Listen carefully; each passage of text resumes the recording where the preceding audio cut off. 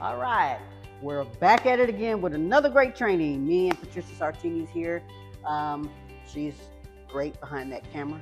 Anyway, the 3-compartment sink setup is what we're going to be talking about today. Okay, so just know that setting up a 3-compartment sink in the food service operations is very, very important. Okay, because it ensures proper manual dishwashing and sanitation, which helps maintain food safety, and it complies with the health regulations.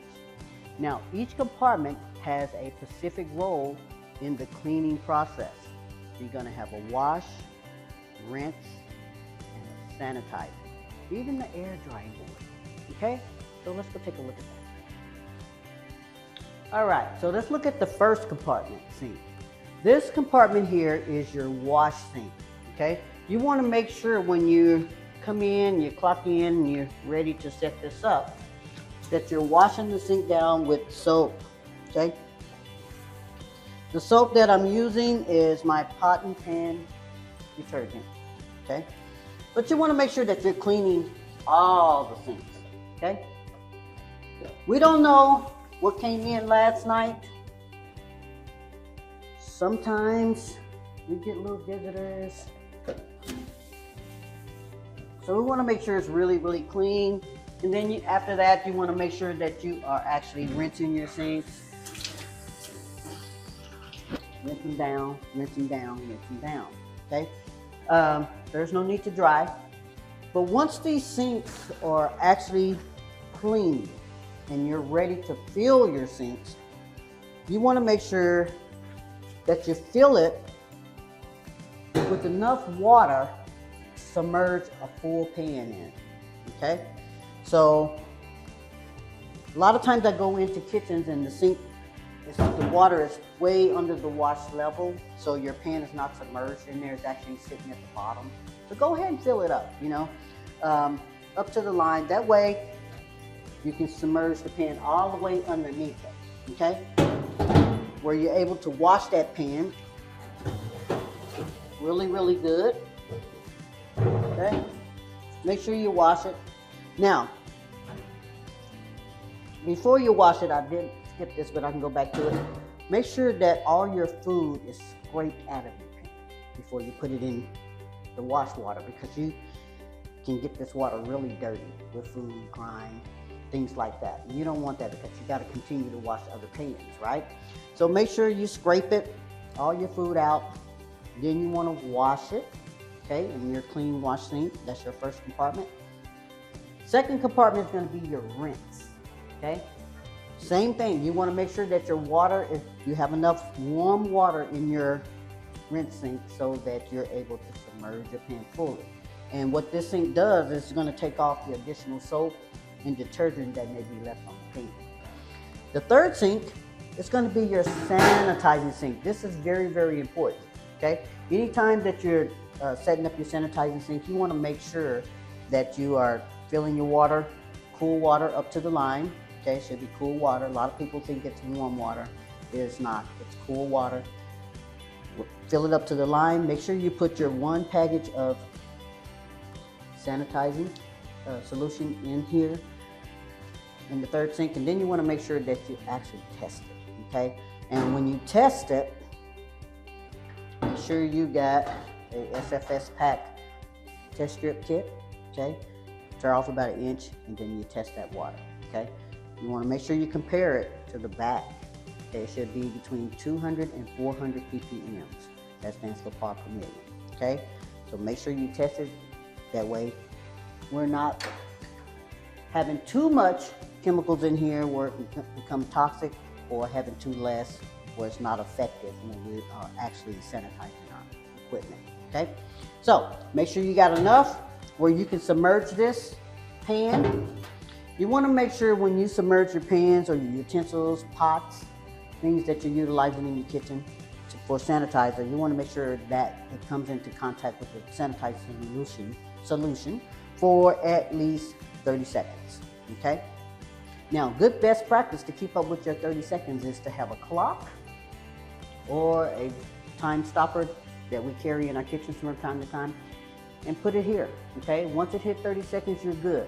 Now sometimes people put their pots and pans, utensils in the sanitizing water, and then they walk away and do other things and come back. Okay, it's still sanitizing it. Okay, that's what we're trying to prevent is pathogens. Okay, so once you've done that, your 30 seconds is up. You want to make sure you take your pan, put it on a clean dish board here, and allow it to air dry.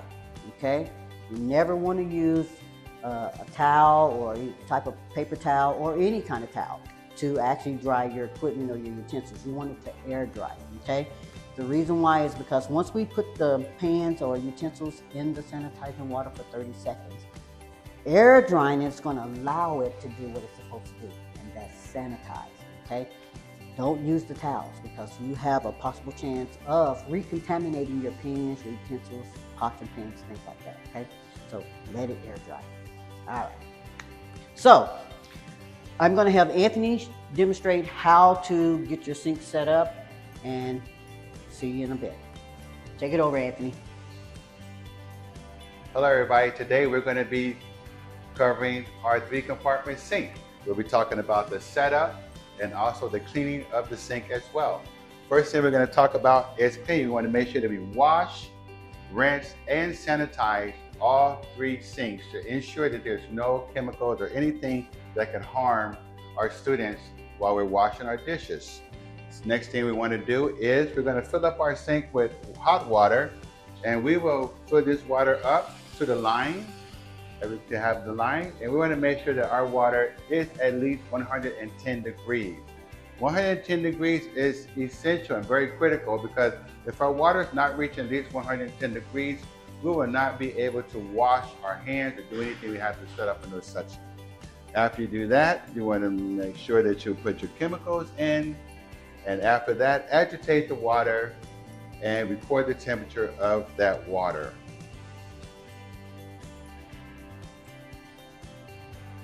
And that water should reach minimum temperature of 110 degrees. Once the water reaches 110 degrees, we know we're fine to go. You want to also add your rinse sink up, and it can be regular potable water. It does not have to reach any particular temperature because we will not use it for sanitizing. It just be used to remove debris debris and soap from off of our pots and pans or whatever equipment that we are using. So we want to go ahead and add cold water to our sanitizer sink. We want to let that go until it reaches the sanitizer line. After it reaches the sanitizer line, we want to make sure that the water is not hotter than 75 degrees. If so, it could give us a false reading. We're going to go ahead and take our strip of part per million, tear off at least 1 inch of the strip, and we want to hold it steady for 10 seconds into our hot water. After you've held it for 10 seconds, we're going to go ahead and record the part per million from there. So if you see, we have a strong 300 part per million and getting stronger.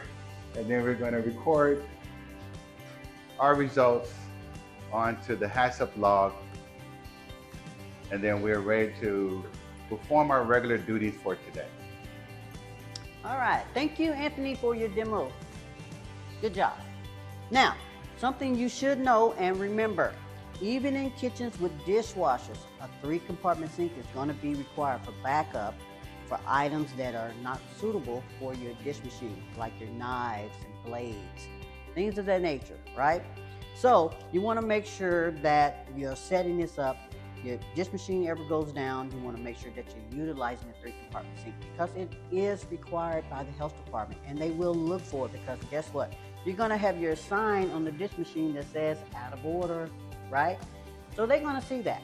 So, but you'll be able to explain your process of wash, rinse, and sanitizing your equipment, your utensils, your pots and pans that you use, so that he knows that you're taking proper steps to make sure that there's no pathogens on it or we're not using dirty equipment. So you want to make sure you're utilizing your 3-compartment sink correctly. Okay. All right, so remember this. The 3-compartment sink is essential for preventing cross-contamination in this designated order: wash, rinse, sanitize, and air dry. Okay?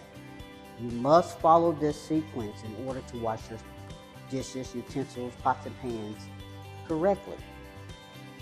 The correct sequence of washing, rinsing, and sanitizing is going to help you to effectively prevent foodborne illnesses in the workplace. Another thing to remember, fill out your 3-compartment sink log. Okay, this is going to be for your records. Something is to come up or happen in your kitchen, you'll be able to identify what you did. You'll be able to show and tell anyone that comes in your kitchen what took place. Bye.